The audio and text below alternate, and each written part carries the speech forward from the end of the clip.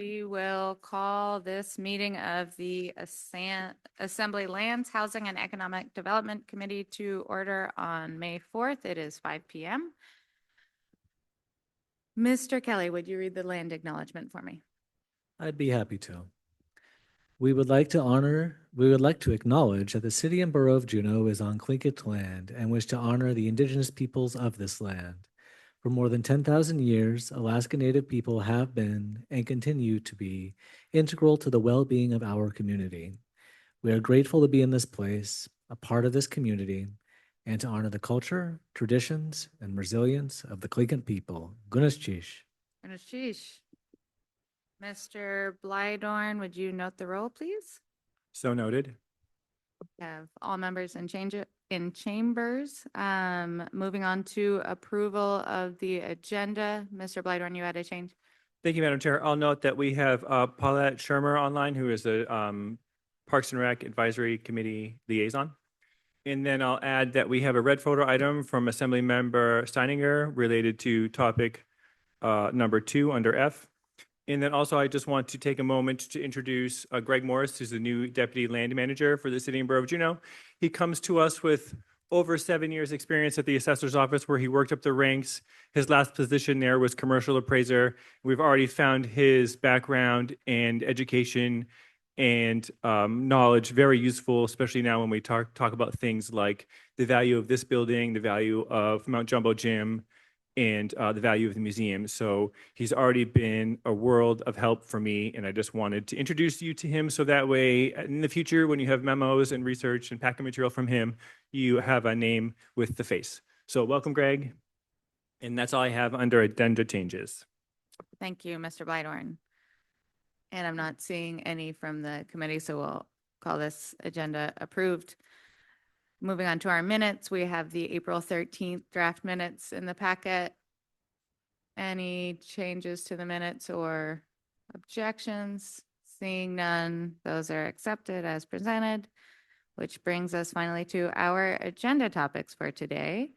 And we will start with number 1, Saldana request to purchase CBJ property located at 2nd and Franklin. Thank you, Madam Chair. And so this property should sound familiar to some members of this committee. The 2nd and Franklin parking lot has come up a number of times since 2014. And we received an application last week, and I met with the applicant a couple of times talking about this property. They're proposing at this point in time, they believe it would be 27 parking spaces and 55 to 60 apartments on that property. And so currently the lot is vacant and a parking lot, the 2nd and Franklin parking lot. And in 2014 and in 2016, the city received applications to acquire this lot. Both of those applications went through a similar process to this. Both were requested to solicit additional proposers. And in both cases, we worked with the original applicant. And a number of things happened with those applications, which caused them to not move forward. In the time since those applications, the city has done a number of things to make this lot more desirable and more developable. The Assembly has taken a very proactive approach on this, including the tax abatement program, including it in the zero parking district, and having the Affordable Housing Fund loan program available for properties like this. In 2025, the Assembly received an application. Again, they reviewed it and started the initial process, but then they declined to move it forward after they couldn't get it to pencil out. And so this lot is zoned MU, which is great for this type of use. It means there's no setbacks, there's no height restrictions, there's no lot coverage restrictions, there's no maximum density limitations, and it is, like I said before, in the no parking district required. And so at this point in time, the city has received this application. 5309-260A says the first step of the process is for the full Assembly to provide a motion of support for working with the original proposer, soliciting additional bids, or retaining this lot. And so with our history of multiple proposals and the idea that we know that there's complications with this lot, I'm recommending that the Lands, Housing, and Economic Development Committee pass a motion of support to dispose by direct negotiations with the original proposer and forward this application to the full Assembly in accordance with 5309-260A. And I'll add that if this application goes through the through the Assembly and receives a positive motion, it will be reviewed by the planning staff and the Planning Commission, and then it will have plenty of assembly review. And then obviously right now it's just an application. Planning Commission is going to have certain recommendations. Information is going to come to light over time that potentially is going to change the application. And any changes to the application as it's received today will come before this committee for either motions of support or as information items to keep you all informed of any changes and all progress. So with that, I will gladly answer any questions. Thank you, Mr. Blytorn. Questions from the committee? And if I may, sorry, I just want to call attention that the applicant is in the room. So if there's specific questions for the applicant, we could also call them up. Thank you. Great. Mr. Kelly? Thank you. So just to confirm on the process, so our motion of support today basically takes us to the assembly, to the full assembly, and then the direction to enter negotiations will come from the full assembly. Through the chair, that's correct, yes. Thank you. Thank you for that clarification. Other questions from the committee? If there are no questions, I will also accept a motion. Mr. Kelly? I move that the Lands, Housing, and Economic Development Committee support the disposal by direct negotiation with the original proposer and forward this application to the full assembly for review and ask for unanimous consent. Seeing no objections, that is so moved. Thank you, Mr. Kelly. Thank you for that, Mr. Blytorn. That's very exciting. Hope that moves forward. That brings us to agenda topic number 2, short-term rentals follow-up. So where we left this last time, we looked through the ordinance itself. We had no amendments at the time. We had a conversation that was on the ordinance itself, but also more free-flowing conversation about the issue. You have a packet, or in your packet, you have a memo. I think staff was interested in seeing how they could support us in this, frame this conversation for us.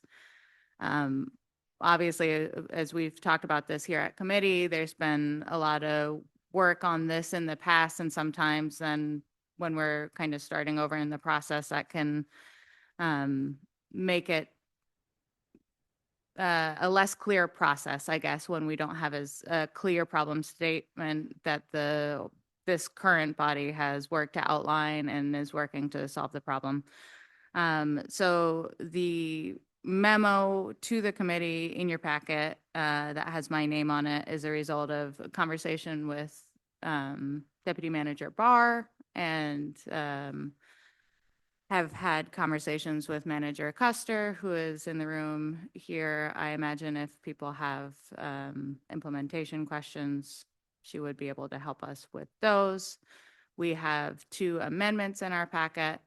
So I think it will make sense for us to look at those amendments, but I also want to put this out to the committee that this is a chance for us to do that work or state clearly that we're not interested in doing that work. And then we will see where that goes from there. So that is my precursor to you, and we can start with Mr. Kelly's amendment since we got that in the packet at the time, unless anyone has any questions or anything you want to. Mr. Kelly, go ahead. I think I would actually prefer to start with Mr. Steininger's because I think I might have a proposed amendment to that would possibly include my amendment. Okay. More interest in that. Mr. Steininger, you have something more general? Yeah, something more Yeah. general to share with the committee. Yeah. So after our last meeting, I had a meeting with our attorney, Ms. Wright, to kind of ask some follow-up questions from that meeting. If you recall, there are some questions during our last meeting about like what defines a hotel, is it, I believe it was 5 rooms or more. I spoke to the attorney and there's a lot on the attorney's plate right now, so we don't have a response to this request back, but I want to share it with the committee to make sure I've, passed the attorney in a way that everybody supports. But I'd asked for a little more kind of a definitional document so that we understand kind of what's the difference between a hotel or a hostel or a true bed and breakfast, or, all those different types of, short-term transient housing type operations that exist in Juneau, within what zoning restrictions they have, like where can they operate, what are the regulations, to kind of help us understand, when does something like, say, if you have a 8-unit apartment building and you're operating Airbnbs in each of those units, is that currently under code defined as a hotel or not? How does that work? Because I just feel like it would be very helpful, at least for me, to understand what that kind of current regulatory landscape is. So I just wanted to share that, and with the public, that that's something that we've asked for, and with the committee, to, in case nobody else wants that information, we can tell Ms. Wright she can stop working on it.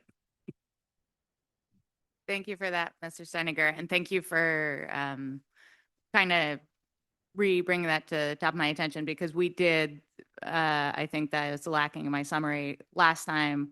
We did start to get into some things that are potentially a side fix to the short-term rentals, but potentially in need of fixing, or at least making sure we understand. So I'm supportive of that work, and we'll let, so anyway, if someone else on the committee has anything on that, feel free to weigh in. Ms. Hall, do you have something? Sure. I think I would prefer to wait until we have that information, because this would be a fairly, a big change to how we're currently doing it. And I'm not wholly convinced that this is a problem that needs to be solved yet, with around 300 short-term rentals approximately. And we're now collecting bed tax, and through the platform, we're able to keep an eye on how many we have. And yeah, so I think I'd like to learn a bit more as well, and how does this, limit our ability to flex up or down depending on big events coming to town, like Celebration, or, it just, so yeah, learning a bit more before we move forward would be helpful.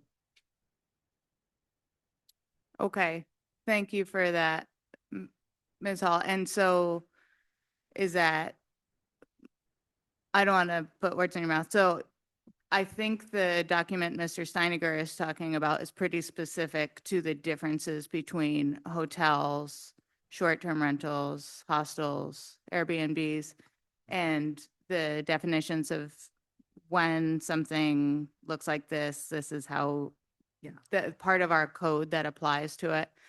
I know in our last meeting of the Lands Committee, it sounded like you were less convinced that short-term rentals in general are a problem. Are you saying you are, and it's fine if you're not convinced at all it's a problem and you're not interested in doing anything with short-term rentals, but are you saying you're interested in waiting on that particular document that goes over definitions? Because I think that's somewhat of a side. Maybe you could elaborate. Yeah, I think if the committee as a whole decides to move forward with these amendments, I think it would be important to have the additional information that our attorney could provide. But if the committee as a whole decides that maybe we don't need to move forward with this, then yeah, is that too muddy? Nope, that's helpful. That helps me understand where you're coming from, I think. Although I see other committee members making faces.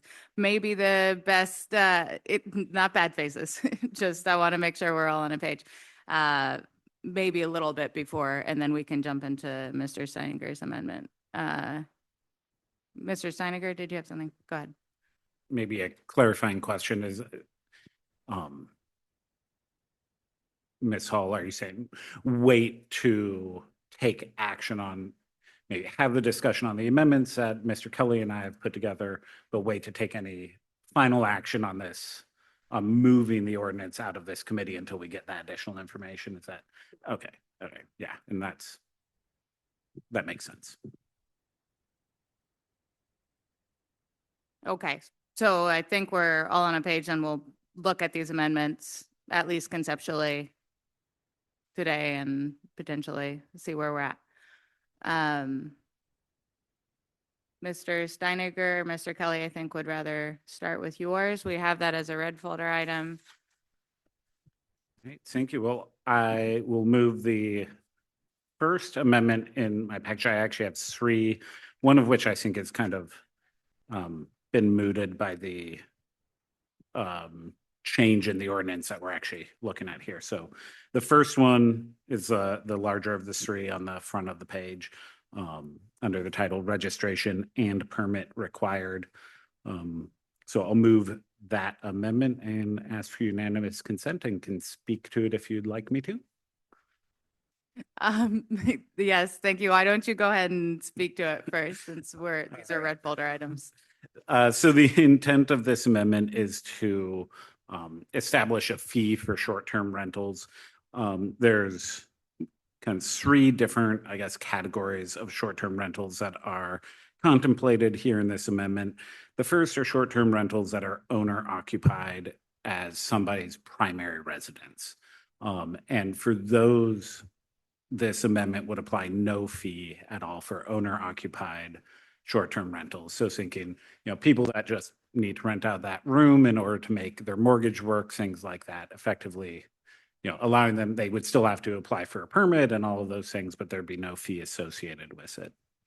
The second piece under 2, this would be a $250 fee for any short-term rental located within a residential zoning district. So D1 through D18. That is, again, not the applicant's primary resident. Fee adjusted by CPI every year. The concept here is to kind of price in some of that externality of removing what would otherwise be a dedicated residential unit and utilizing it as a kind of commercial property effectively, by renting it out on a nightly basis rather than having it be a dedicated residential unit, and to try and price in a little bit of the externality of changing kind of the intended characteristics of a neighborhood or a zoning district.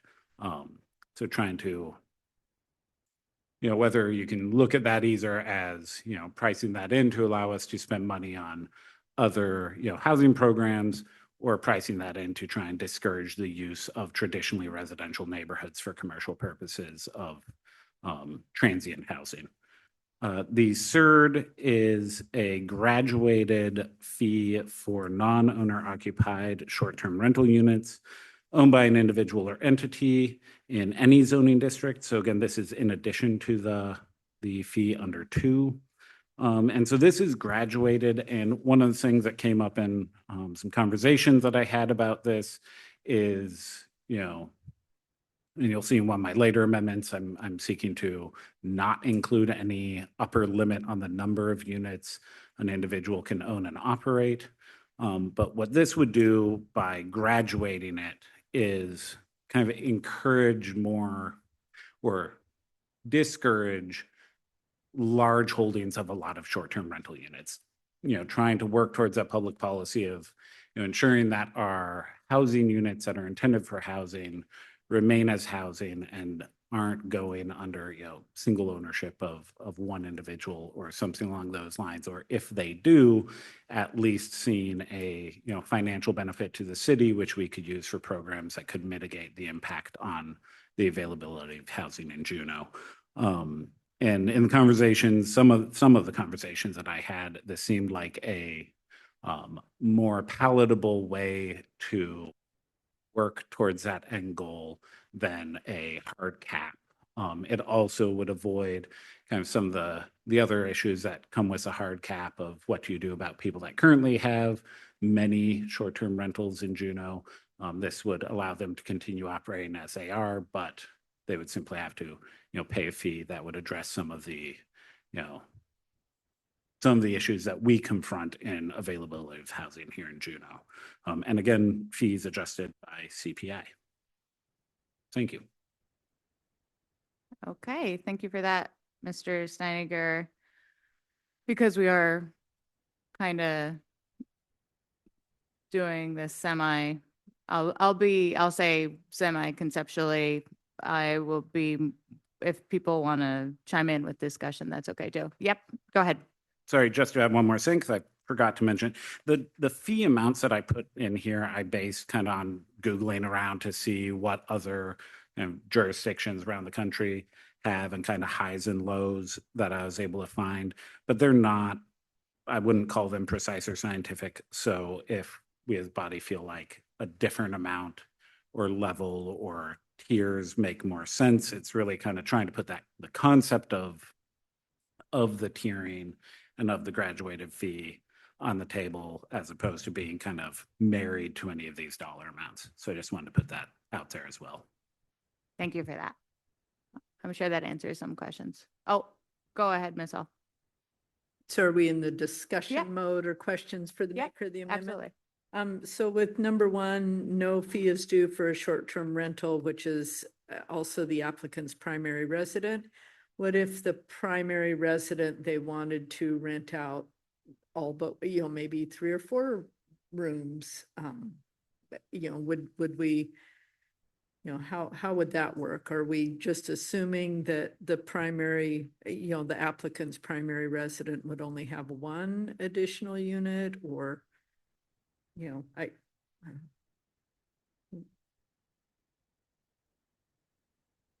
Mr. Sterniger, if you have an answer to that, otherwise I have a clarifying question for that. Yeah, I mean, I guess in my mind, I was thinking that it would just apply to one, but now that I read it after you point that out, I don't see it say that on the page. So I'll be open to a conceptual amendment on that.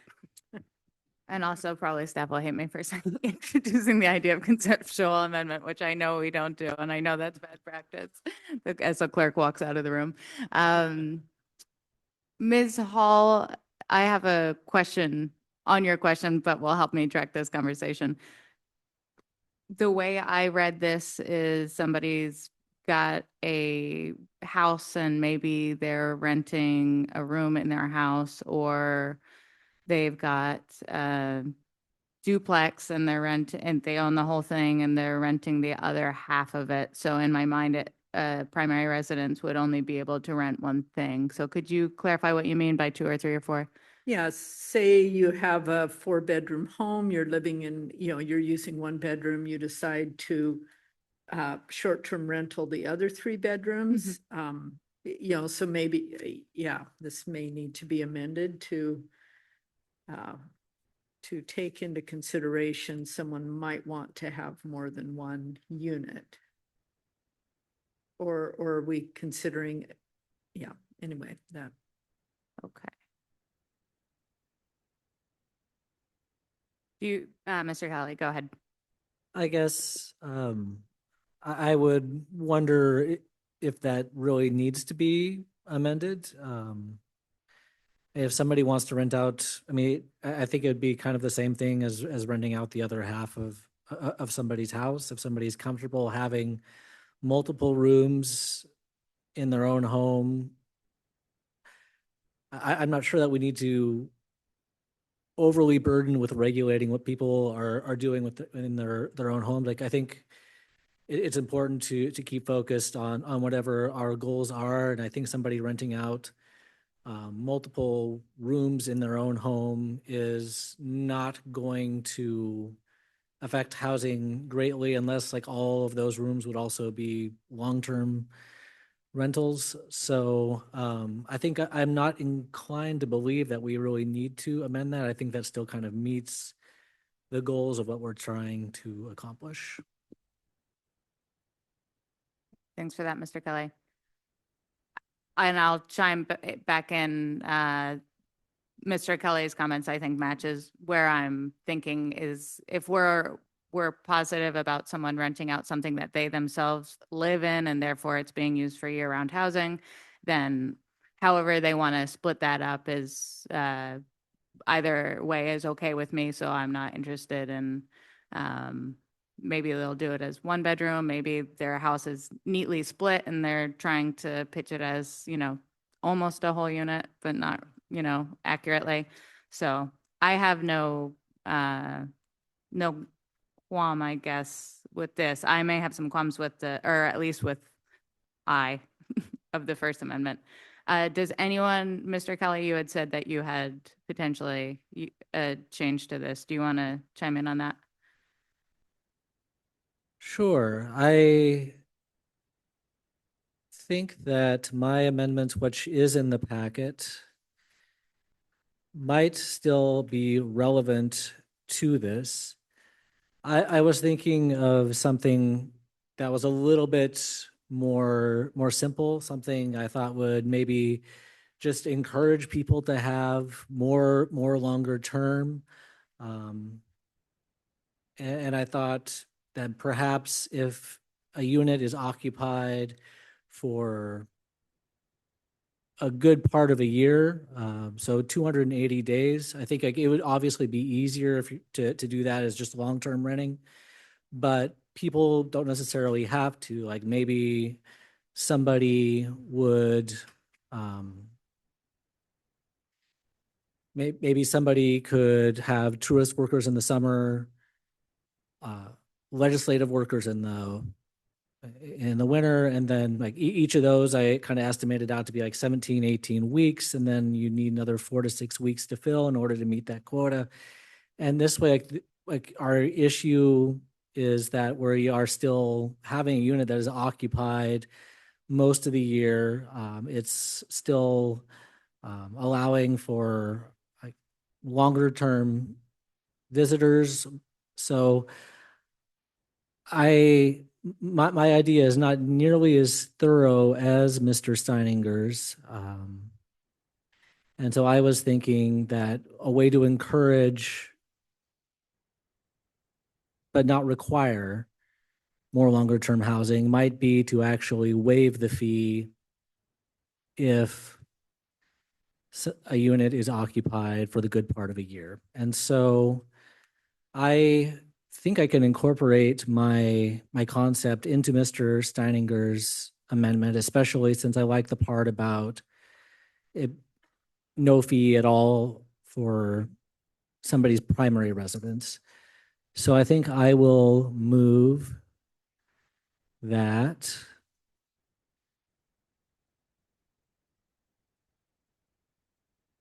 I think I might try and go with precise language here. To add a section I. This fee will be waived if the applicant can show that in the year prior, the rental was occupied by one or more tenants for 280 days or more, and ask for unanimous consent. Ms. Hall? I'd like to object for a purpose of a question for the maker. Have you talked to staff about what would be involved in monitoring this and collecting the information and what the staff burden would be for this amendment? Thank you for the question. I have reached out to staff. I haven't quite gotten a response, but my thinking on this is that it would be in the interest of the renter, or not the renter, it'd be in the interest of the operator in order to get this discount. So I think if they could just provide some sort of proof that the unit was, like the burden of proof would basically be on the operator is kind of how I'm imagining it. I think we do have the benefit of having staff here right now. Mr. Blydorn, I guess, how would you see something like that working where the operator would be providing the burden of proof that a unit was occupied for 280 days or more? Director Blydorn, and feel free to bring up Manager Custer. if For you sure. Yeah, prefer. I think this might be a better question for Yeah. the manager or even the finance director, because it's basically creating a new program to identify certain types of housing units. So Okay, great, thanks.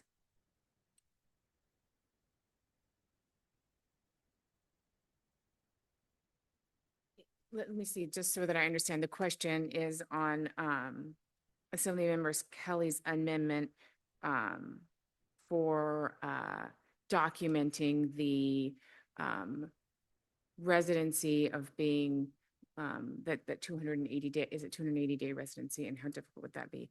I think that it would be helpful to kind of understand the intent of that to be able to give you a concrete answer, but there's no question that it presents just some implementation hurdles, like what would we use to document that? You know, if the burden of proof is on the individual homeowner, what does that proof look like? And, you know, there would be a lot of logistics to figure out what that program looks like. And we'd be happy to do that work.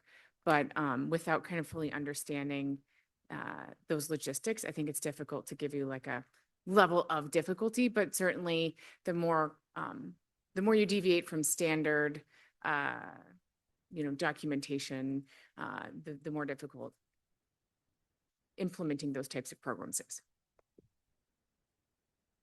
I have a related follow-up question if no one else does. Go ahead, Mr. Kelly. So I guess I was kind of imagining that a lot of it would already be documented by the short-term rental application. For instance, Airbnb would probably document how a certain amount of that if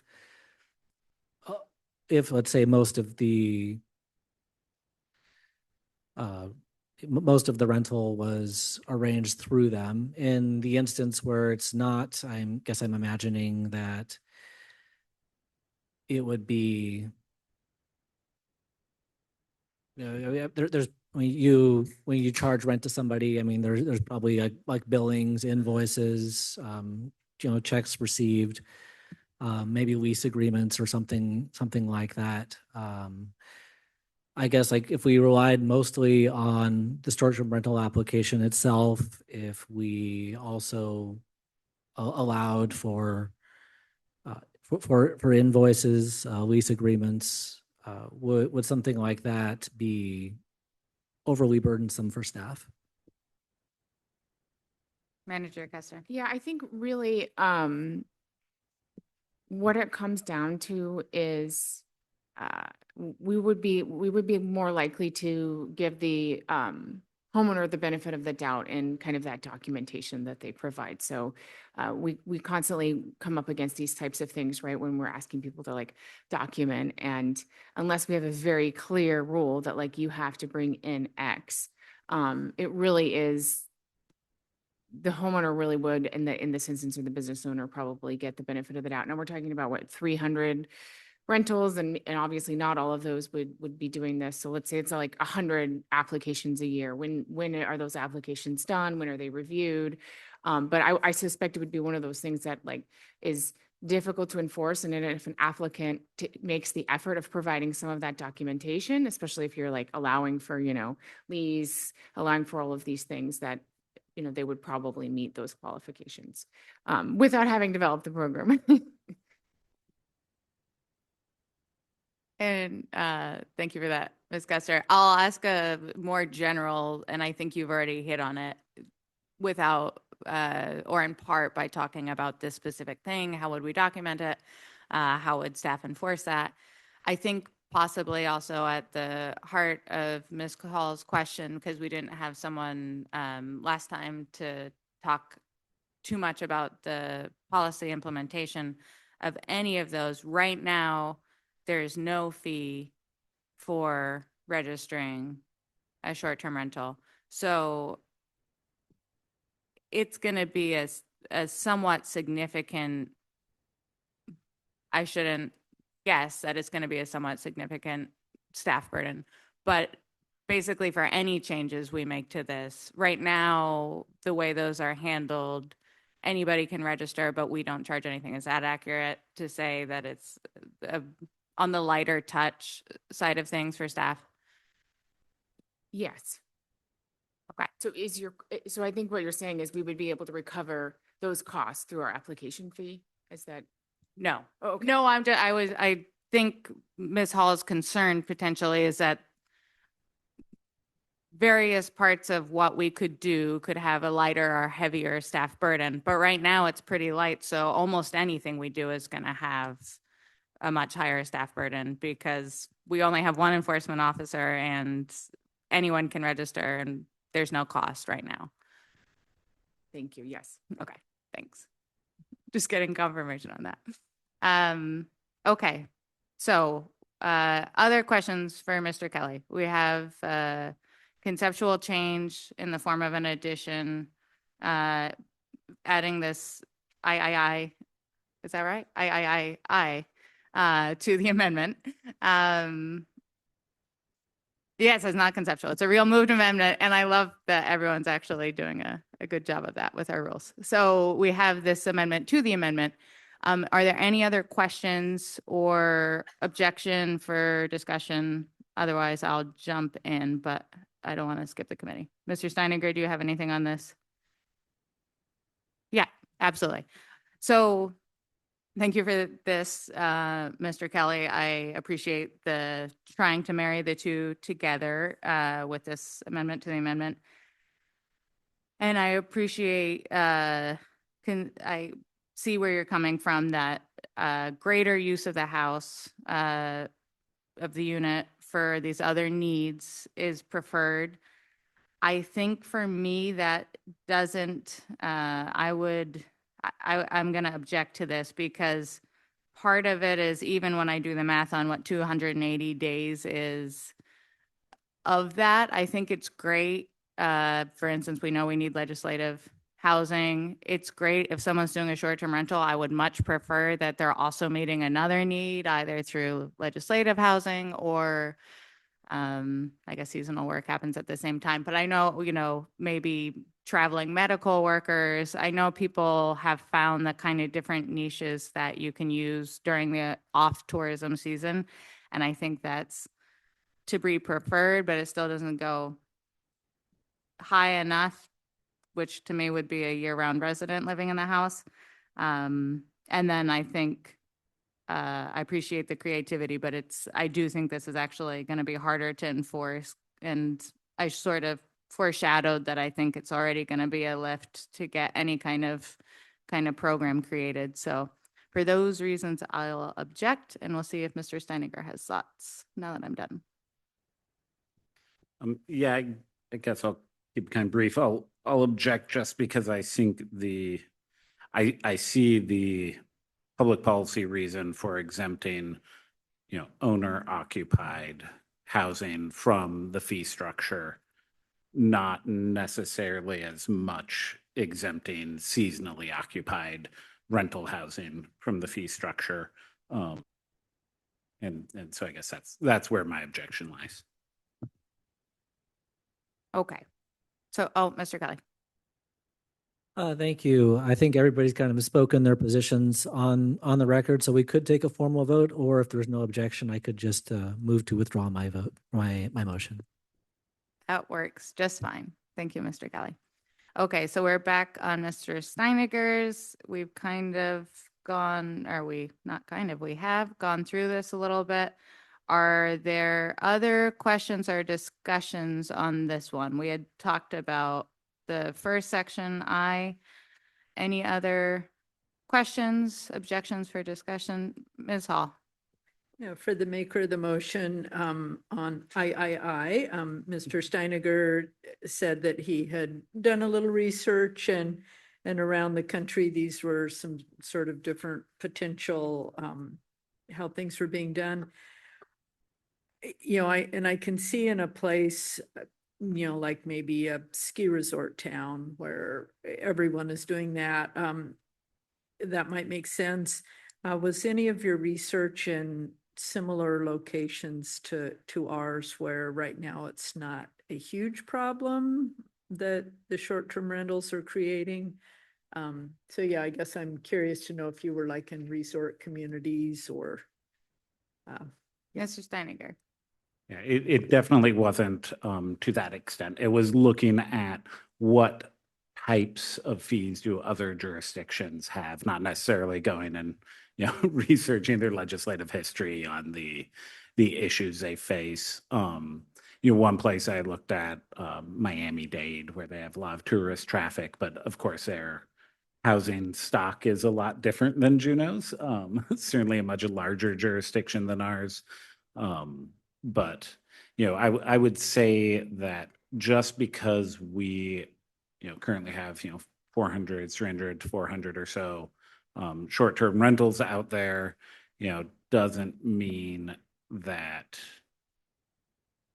we shouldn't necessarily look to collect a fee or contemplate a situation in the future where you may have a, single entity, buying up a bunch of units, or a entity purchasing one building and transitioning it all to short-term rentals or something along those lines. So, it's not necessarily trying to address, a specific wrong I see out there in the market now, but trying to design something that might be, adaptable to changes that we see and try to encourage, more use of housing for long-term housing to address the issues that we have. Great. Thanks for that. Are there any other questions or on specific parts or objection for other discussion on this one?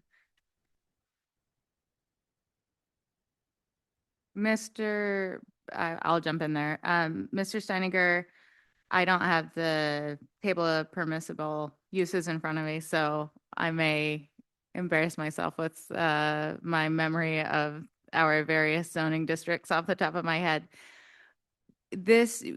I'm looking at section 2, and I am wondering for where you've called out residential specific zoning districts.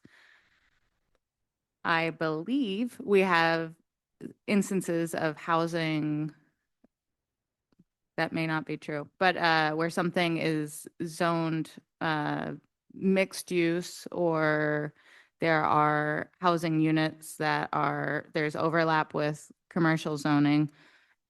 With those ones where it's not one of the Ds, what would be your proposed, I see for any of those, so that's where that progressive structure takes over. Is that the right way to read it? And then it stays regardless of the number you have. No, that wouldn't work. Sorry. I'm going with an if P then Q. Sorry to think out loud. So for any zoning district, there's this progressive structure. So if you could just clarify for me the difference when I'm in the residential, one of the Ds, and how that works to 2 and 3.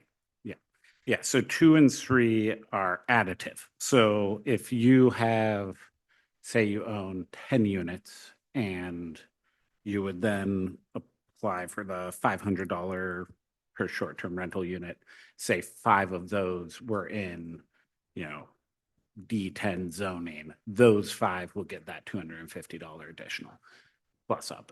So it wouldn't apply to, Understood. residential units and mixed use wouldn't get II. It would only apply to residential units in D1 through 18. Understood. Yeah, the Okay, graduated thank you. applies to all. Yeah. Yes, that helps a lot. Thank you. I read that over and over and over, and I was trying to make those two math out. Okay. I think that answers my questions on it, and I'm not seeing anything from anyone else, and I'm not seeing objections necessarily. Ms. Hall's thinking about it. Ms. Hall, do you have anything? Are you good with these amendments? Just a comment, it just feels like we're making this super complicated and, yeah, anyway, maybe.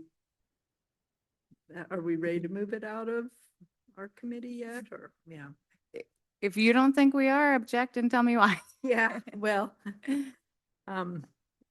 yeah, there has been a fair amount of work done on this over the years. Yeah. I think I will object just because I don't feel like we have this quite nailed down, how we want to do this. The implications for how it would be monitored by staff, or, I just feel like it's still quite the burden on staff to have to suss out, which district someone is located in, or which zoning district, and yeah. So anyway, and also I'm not 100%, the fee structure seems a bit, not based in what we need in this community right now. But I also appreciate Mr. Steiniger's trying to think ahead, that, trying to prevent someone coming in and turning, big complex into short-term rentals. So anyway, I will object to moving this or to this amendment. Okay. Thank you for that. Mr. Kelly, go ahead. Just objecting for the purposes of a question to staff. I think the answer to this is yes, but I just want to confirm. At the moment, we do have data on all of the registered short-term rentals. Does that data include the zoning district currently? It likely does not include, through the chair, it likely does not include the zoning district, but that's something that once with the address, we could have the city cartographer put together that information at that time. Thank you. I'll remove my objection. Okay. Thank you for that. I will object then if no one else has got anything. I think objecting, at least for discussion, I would agree with you, Ms. Hall. I don't think we have this nailed down. I don't think we have a neat ordinance here that we've strengthened with amendments over the course of a couple of meetings, and are necessarily ready to send out of the committee of the whole. I am also not convinced, however, that this is a problem that everybody on this committee thinks needs to be solved. And so I don't want to torture this committee. This may not be it may be that there are 4 of us. It may be that we need some of our 5 friends who are not on this committee to help get that to a clear idea of what makes sense.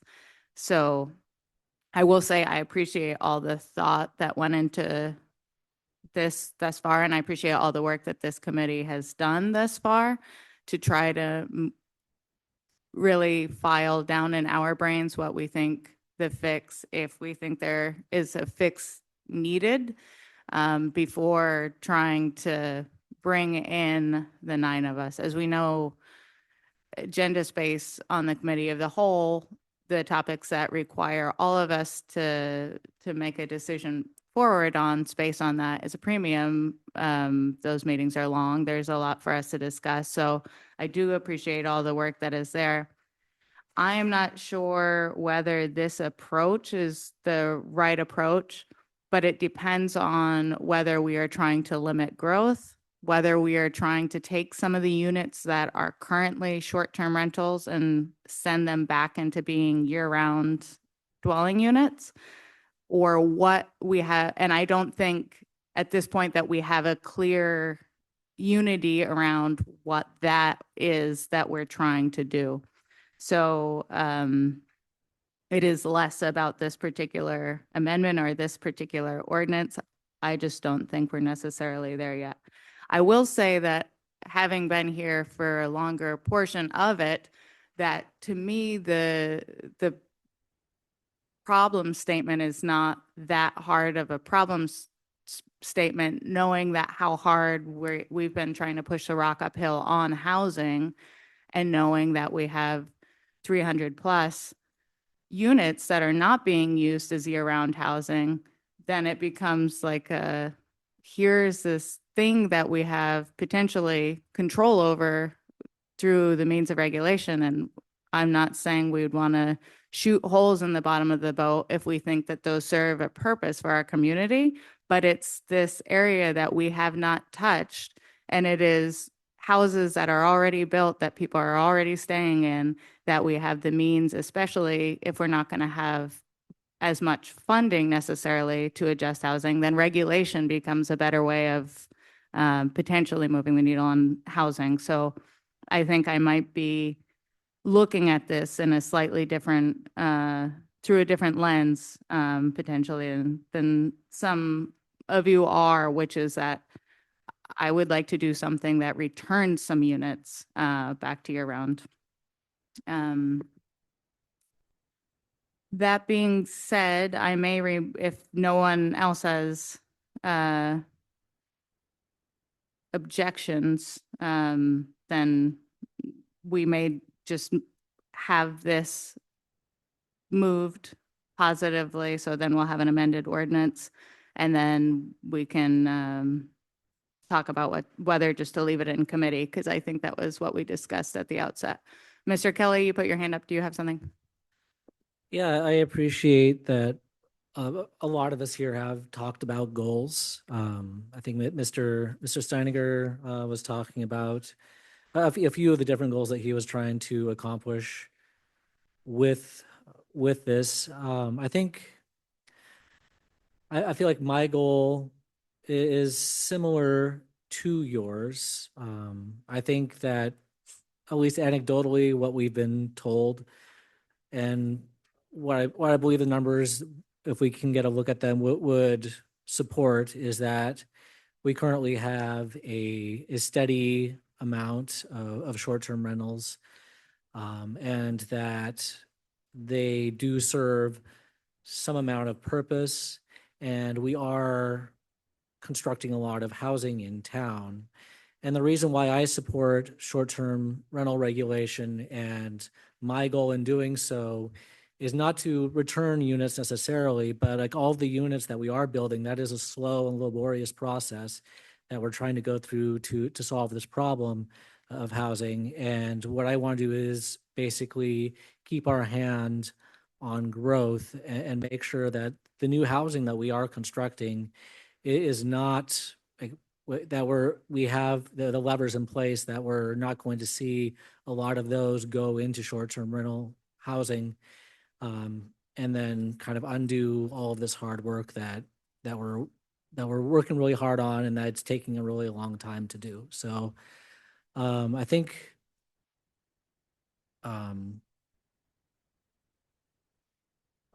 this amendment works for me in that regard. I think it would have that effect, and so I'm inclined to support it. It might be a little bit more of a heavy wielding tool than I was considering, but I think with that goal in mind, I think this amendment will reach that. But I think I would also, in the end, like to see a little more data brought to us. Whether we decide to keep this in committee or whether we decide to forward this onto the committee of the whole, I think before this reaches the full assembly that we should make sure that what data we are collecting from our registrants is presented to either this committee or the next. So with that, I'll speak in support of this amendment and remove my objection.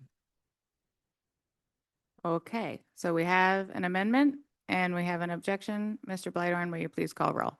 Yes, Madam Chair, just for clarification, this amendment was brought to us by Assemblymember Steininger, and it's as written. Is that correct? I didn't hear a request, so I didn't hear a motion. Yes, that is correct. Yep. Okay, so Assemblymember Steininger, Yes. Assemblymember Kelly, Yes. Assemblymember Hall, No, Chair Hughes Candies. No. So 2-2, that amendment fails. And it is 5:54. Thank you all for the good work and good discussion. And I don't even think this concept is dead necessarily, Mr. Steininger. Mr. Blythorn, I see we have a staff report and it is on the Coast Guard, so I do want to leave time for that. Are members good holding the rest of the amendments? We'll get the red folder items and maybe we'll see a zombie amendment that even has aspects of this. Okay. All right. So we will leave the rest in committee and we will move on to staff reports. Mr. Blythorn. Thank you, Madam Chair. I'll be brief. I just wanted to call attention to a meeting that we had last week on the 30th. It was with the U.S. Coast Guard. It was a information sharing session for the NEPA review process that they're going to be starting, which they've started. And so this meeting was well attended by the city staff. It was to promote their process for following the National Environmental Policy Act. They shared information, and I'll tell you that this was for the shoreside infrastructure. So this had nothing to do with housing. Everything this committee has heard to date was related to the housing that's needed. So this process for NEPA is related to the shoreside infrastructure that they're going to be building in regards to this project. And so they provided some decent background information. They shared design and some concepts and their preferred alternative. And they're scoping and engaging with stakeholders right now. So I just wanted to let you know that staff are involved in that. It was a very productive meeting. It was great to hear what they're planning. And then they also announced that Juneau is a candidate for a ship that they call an ASC, which is an Arctic Security Cutter. And so they didn't share too much information on that. It sounds like it's at the very beginning of the process, but they did publicly say it at this meeting. So I thought I would share it with this group. And if there's questions, I'll be glad to answer them. Thank you for that, Mr. Blyron. Very exciting. Mr. Kelly. Thank you. I'm sure you would share this if we had a bit more time, but I'm just wondering if maybe we can get it in a memo, some of the details on what they're planning for their shoreside infrastructure. Through the chair, that sounds great. I'll provide that with you at the next Lands Committee meeting. Great. Thank you for that. I have one. I've been seeing NEPA reform with various federal agencies semi-recently, but I have no idea how that affects military bodies. So do you have any sense of if this is an easier NEPA than they have had in the past, or? Thank you, Madam Chair. Looking at the slides they provided, it seemed like a very standard federal NEPA review process. I'm pretty schooled in NEPA programs, and it seemed like they were doing everything that was to be expected. Gotcha. Okay. Thank you for that, Mr. Blydoran. We will look forward to more information and keeping some attention on this. That's exciting about the ASC. Committee member liaison comment questions. I'm so sorry, Pauline, I'm forgetting your last name. Paulette Shermer. Paulette Schumer. Anything to know from PrAC?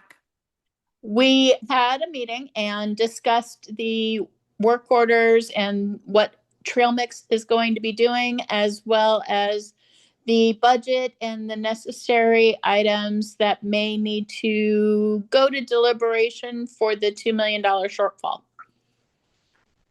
Okay, thank you for that. Next meeting date is June 1st. It is 5:58, and with that, we are adjourned.